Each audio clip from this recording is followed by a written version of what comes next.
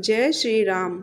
17 अप्रैल 2024 रामनवमी के दिन किस तरीके से आपको पूजा करनी है, क्या आपको करना है, अगर पूजा ना कर पाए तो आपको क्या करना चाहिए उस दिन, ये सारी और भी बहुत सारी जानकारी इस वीडियो में आपको जानने को मिलेंगी। तो वीडियो को फुल वॉच जरूर कीजिएगा। सबसे पहले हम ये जान लेते हैं कि रामनवमी आप क्यों मनाते हैं, हमें क्यों मनाते हैं। तो धार्मिक पुराणों के अनुसार चैत्र शुक्ल पक्ष की नवमी तिथि को भगवान राम ने माता कौशल्या की कुख से जन्म लिया था। हर साल चैत्र शुक्ल पक्ष की नवमी तिथि को रामनवमी मनाई जाती है। रामनवमी को देश भर में बड़े धूमधाम से मनाया जाता है। इस दिन भगवान राम की विशेष पूजा अर्चना की जाती है। धार्मिक मान्यताओं के अनुसार भगवान श्री राम की कृपा से व्यक्ति की सभी मनोकामनाएं पूर्ण हो जाती है।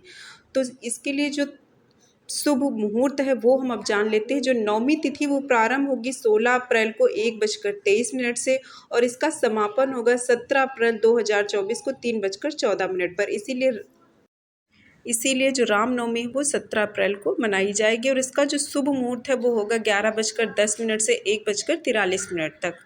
अब हम जान लेते हैं हमको बहुत ही आसान तरीके से आप रामनवमी के दिन किस प्रकार आपको भगवान श्री राम की पूजा कर लेनी है। इस दिन आप जल्दी यानी सुबह आपको बहुत जल्दी उठना चाहिए। बाकी की तैयारी आप एक दिन पहले ही कर लीजिए। अपने घर को साफ़ कर लीजिए, मंदिर को साफ़ कर लीजिए, वहाँ पर सारी तैयारी कर लीजिए।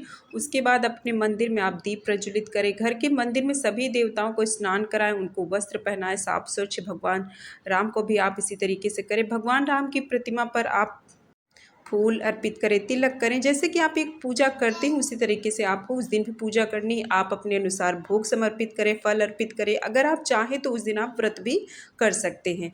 अपनी इच्छा अनुसार आप सात्विक चीज़ों का सारा भोग लगाइए और उसके बाद सारी विधिवत पूजा करने के बाद आप भगवान श्री राम की आरती अवश्य करें। उस दिन रामचरितमानस का पाठ, रामायण, श्री राम की स्तुति और राम रक्षा स्तोत्र का पाठ भी कर सकते हैं।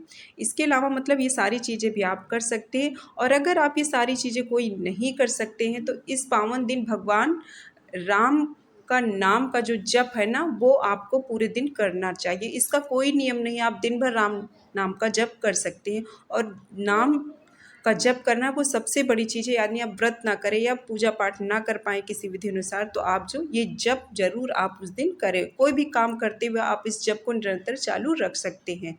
तो रामनवमी के दिन भगवान राम की विधि विधान से पूजा अर्चना करनी चाहिए। इस दिन आप राम के मंत्रों का जप करने से सभी तरह के संकटों से मुक्ति मिलती है और भगवान राम का आशीर्वाद प्राप्त होता है। इसी तरीके से आप कुछ मंत्र हैं उसका आप कर सकते हैं जप, या फिर सबसे आसान जो है आप राम नाम का जप तो कोई भी कभी भी कर ही सकता है।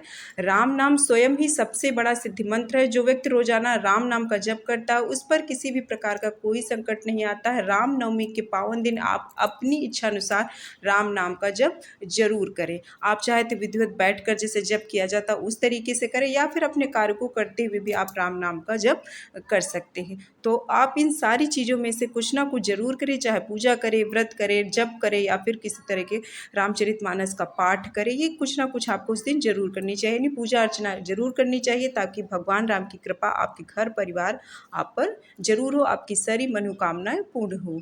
तो ये बहुत ही आसान तरीका है, ये सारी चीज़ें आप जो उस दिन रामनवमी के दिन कर सकते हैं। इसके अलावा आपको क्या करना चाहिए, रामनवमी के दिन भक्तगण जो है रामायण का पाठ करते हैं और इसके अलावा राम रक्षा स्तोत्र भी पढ़ते हैं। यानी आप और कुछ ना करें तो आपके रामचरितमानस होता है घर में तो आप उसका पाठ तो कर ही सकते हैं, तो आप पाठ जरूर कर लीजिए। इसके अलावा आप राम रक्षा स्तोत्र भी उस दिन पढ़ सकते हैं।